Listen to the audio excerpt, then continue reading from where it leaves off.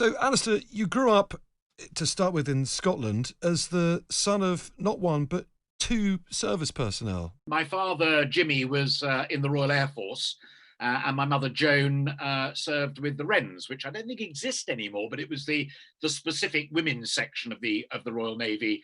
She was a telephonist, he was a navigator. They bumped into one another at a village hop, I think, and the rest is history. Yes, but interesting you mention it because it did inform so much of my upbringing because he was a conservative. But obviously, being in uniform, was loyal to Her Majesty's government of whatever persuasion it may or may not be. But I literally grew up, Tom, with V bombers with armed nuclear weapons in their bellies at the bottom of my garden. Those were my teen years in the Cold War. They were kept in the garden shed, were they? Yeah, no, but they were. I tell you, they were damn close. There was a thing called QRA, Quick Reaction Alert, which was the old 4-minute warning thing. Wow. If the button was pressed, then off they went, and Dad was the final point of pressing the green button. He and I were incredibly close. In my teens, I was CND, bit lefty, and we used to have the most incredible arguments, but terribly calm, very polite and respectful about deterrence. And he was classic, you have a big stick, and if you hold it, then they won't hit you because they know you'll hit them back. When I did the fall of the Berlin Wall in 1989, I genuinely remember standing there thinking the old bugger was right, as the Cold War was over and communism was defeated and no nuclear weapons had been unleashed. It's a terrible feeling when you realise your father's been right after all these years, isn't it? I think we all I think come it's to that eventually. increasing realization as one gets older, Tom. So your household, your family household was deeply patriotic. Very much so. And I think fired up even more so by the fact that both of them were working class heroes in my mind. Mm. Mum was the daughter of a kitchen maid, sort of Downton Abbey upstairs, downstairs thing. And my wonderful maternal grandfather was Sidney Ernest Lord, who was a chauffeur. I mean, it really was Mm. upstairs, downstairs, Downton Abbey. But working class patriots, absolutely. Working class patriots who made good of themselves, then went on to send you to private school a little later on. It wasn't, as I know some people do, and I may, and my wife may stand guilty of it, to purchase advantage or status. His logic was entirely this. Royal Air Force officers move base every 2.5 years. Mm. And education was so important to him. I'm not sure, make Gloria laugh, whether I ever heard him say education, education, education, but it mattered more to him than anything.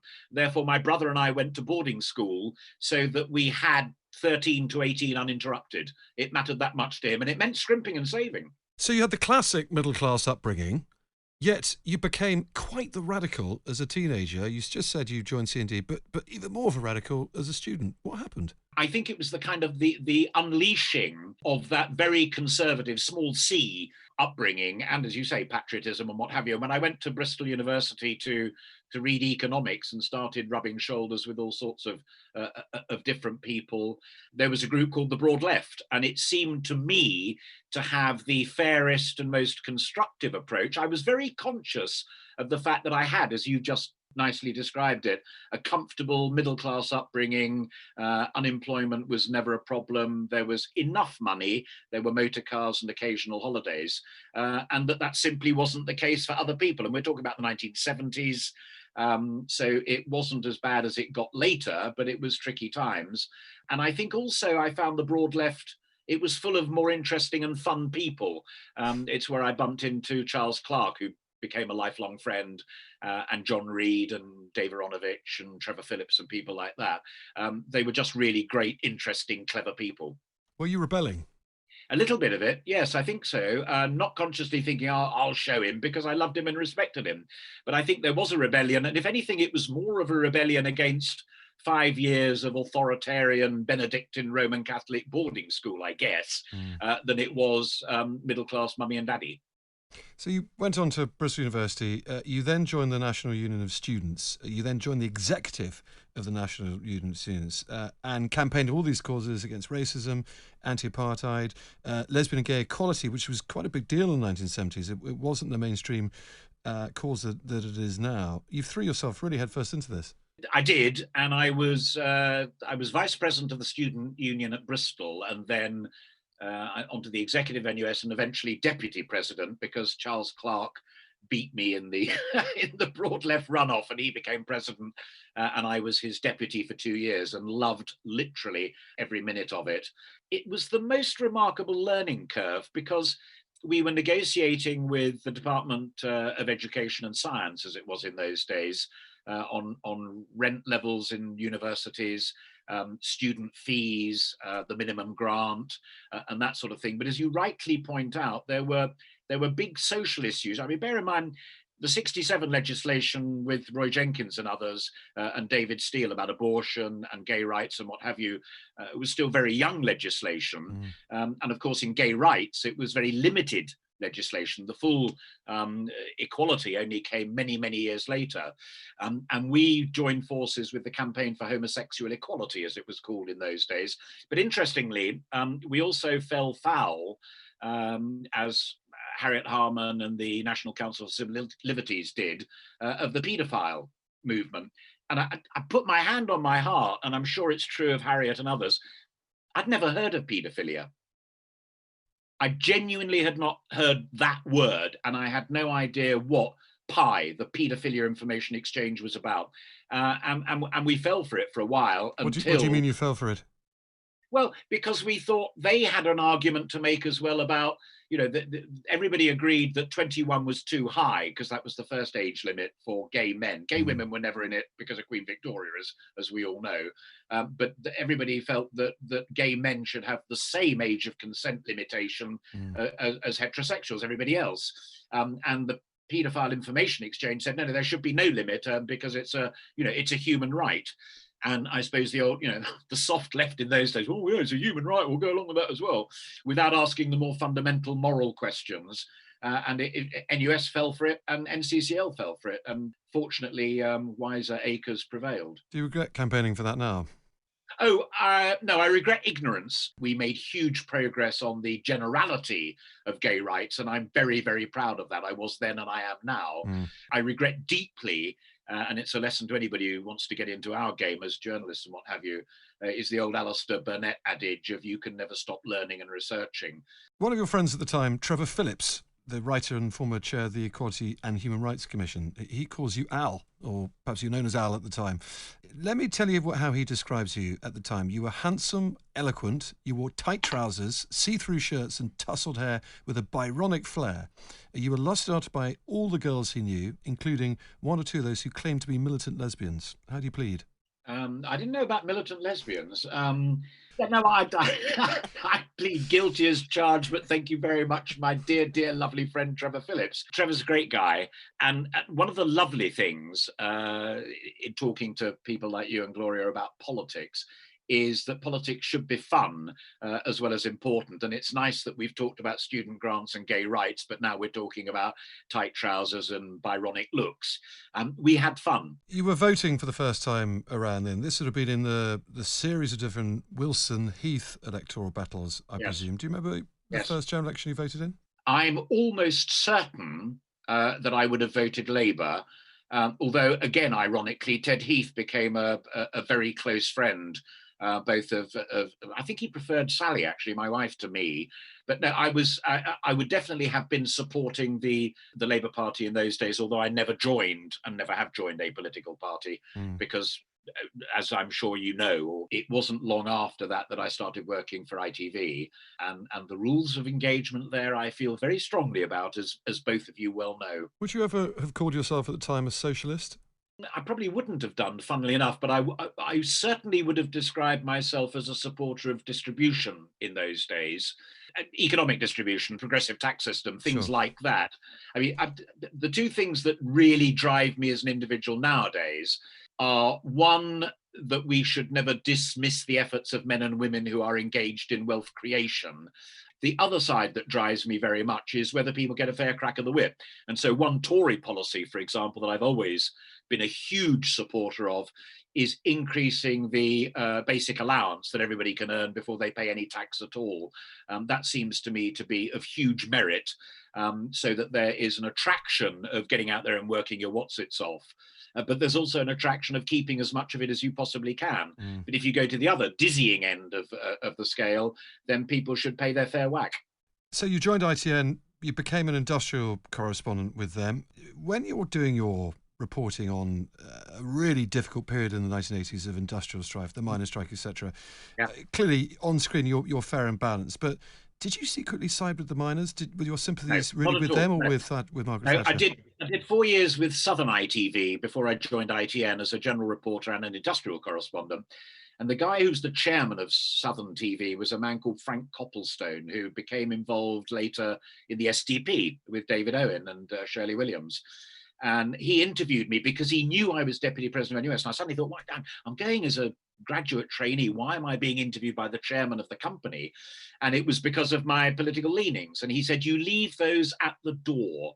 If you've got a good enough argument, the facts will prove it. If you haven't, it'll fall flat on its face. But that leave your personal political leanings at the door was the wisest bit of advice and guidance I was given. And that was back in 76. So it fired me all the way through. So come the steelworkers strike in the early 80s and then the miners strike, never, ever, even at one stage, did I side with either side. I adhered absolutely to impartiality. And sometimes it was tricky because you'll remember, I mean, in the miners' union, Scargill was Marmite, but there were people like Mick McGuckie, the communist Scot leader, who was as charismatic as Elvis Presley. I mean, people would sit at his knee and listen to his words. And on the management side, frankly, they were really quite impressive, not least Ian McGregor, who'd put a paper bag on his head when he thought the interview was finished. But it was a really important period in our economic and political history. Thatcher driving it, Keith Joseph with the intellectual weight, people like Alfred Sherman, former members of the Communist Party, saying, unless we do this, the British economy will not survive. And I just tried to report that as straight as I possibly could. Sure, but here's the thing that troubles me. So I have to say, I find it less difficult because I really struggle to hold any coherent views at all, let alone a political leaning. But just 5 years earlier, you were running the NUS, you were organising action, strikes, whatever it might be. It's really hard to imagine how you're able to detach a huge chunk of your own personality, your own humanity, and leave it at that metaphorical door and adopt an air of journalistic independence, isn't it? I disagree with that for one very simple, fundamental reason, and that is this. Once I'd chosen to go into journalism, and my initial plan was to be a barrister and an MP, ironically, but anyway, I was offered a job in telly journalism and I went for it. It very rapidly struck me. Why didn't you become an MP? Sorry, let me pick you up on that. What happened?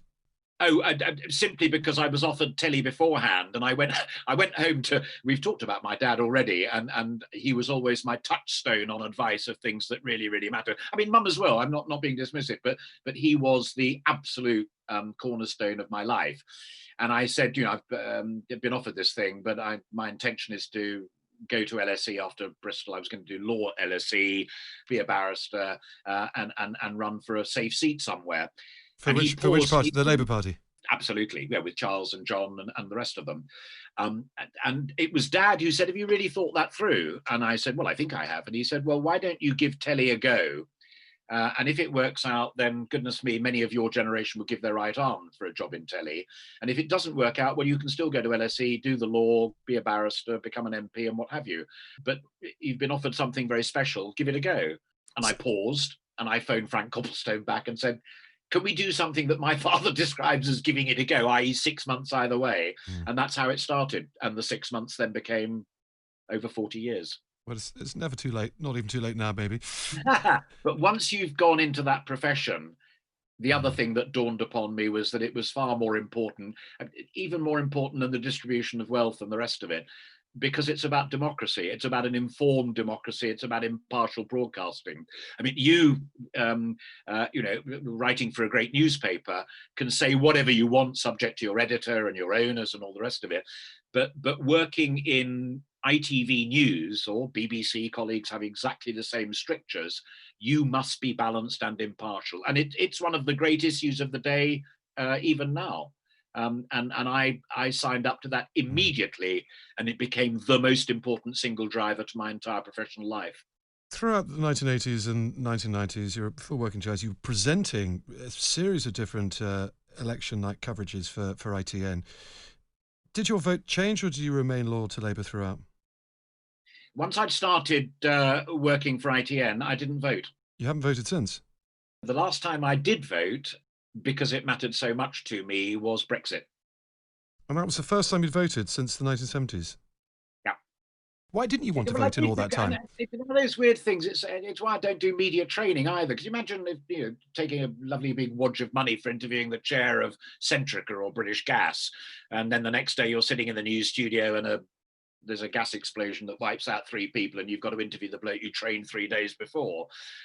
I also felt that if I'd gone into a ballot box and voted Tory or Labour or Liberal Democrat, and then went on to present the programme and be totally impartial about it, I just felt more comfortable considering that to be a part of my impartiality.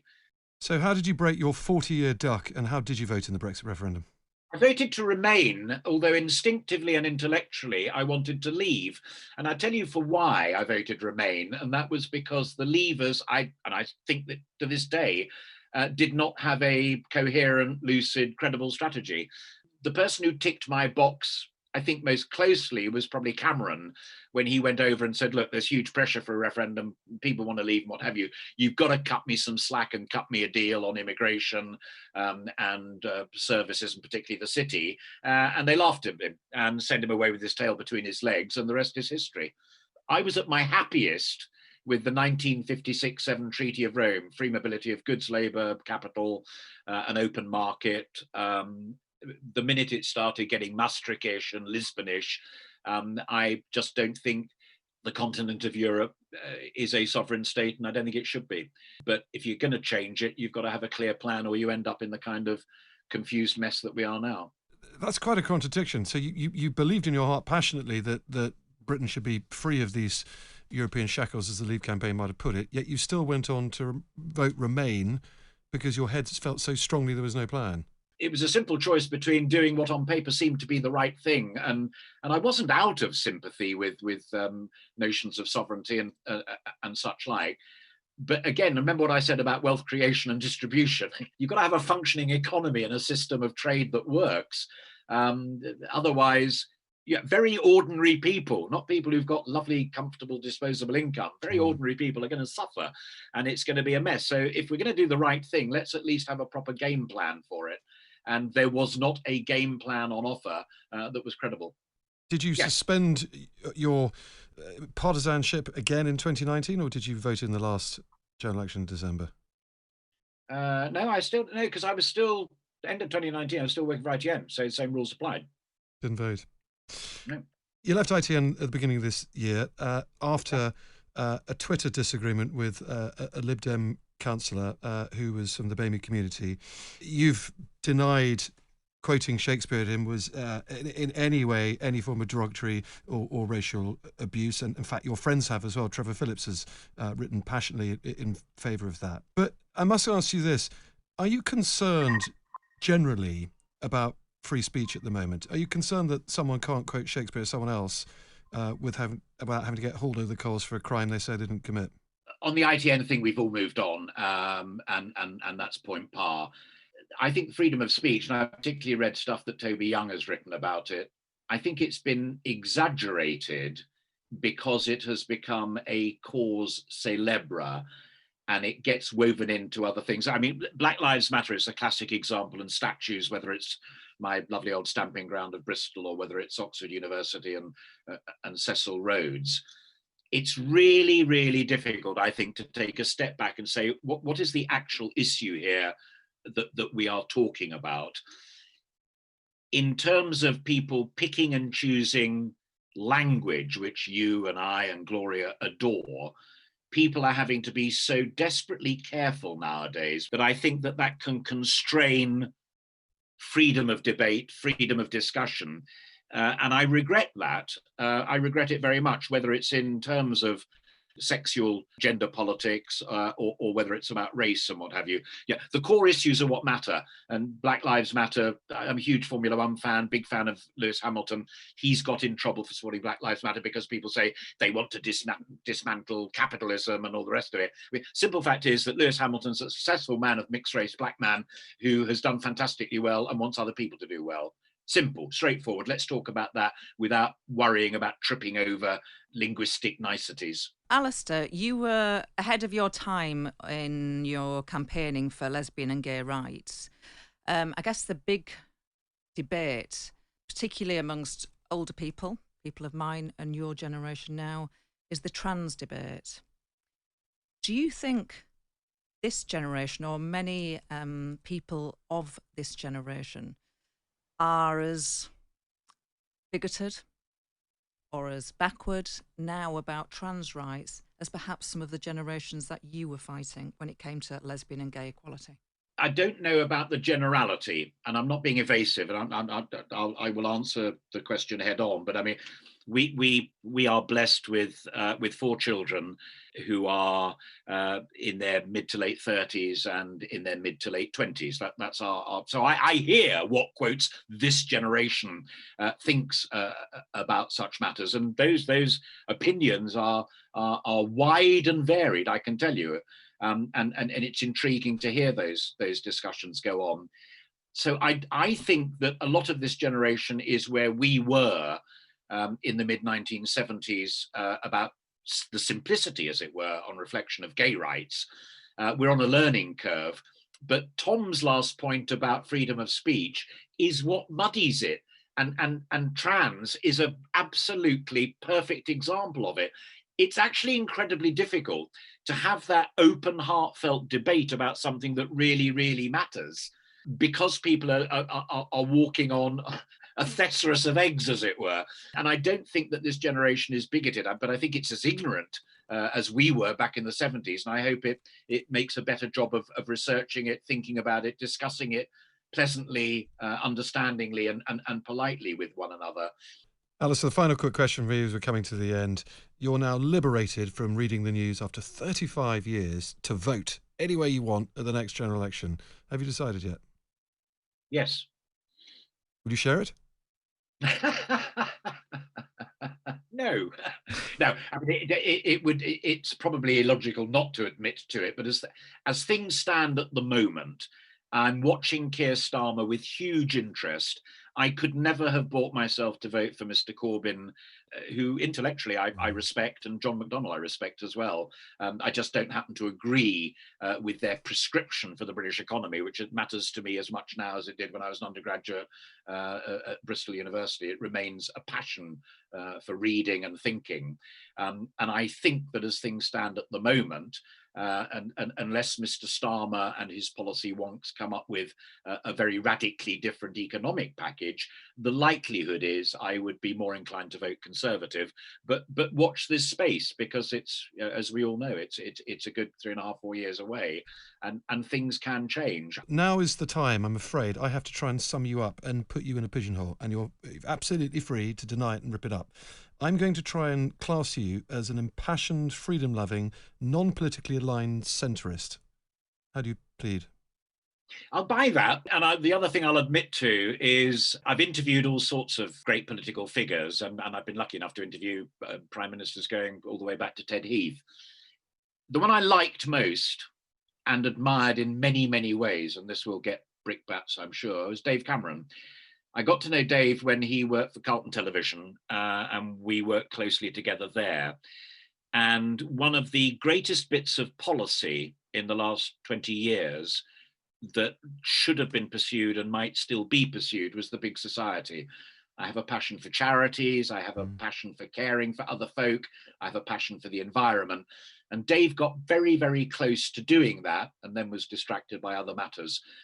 So I would think that what you've just said about me could also be said about Dave Cameron, and therefore I accept it with dignity and humility. Alistair, thank you so much for your time. You've been very generous sharing all your views and non-voting history.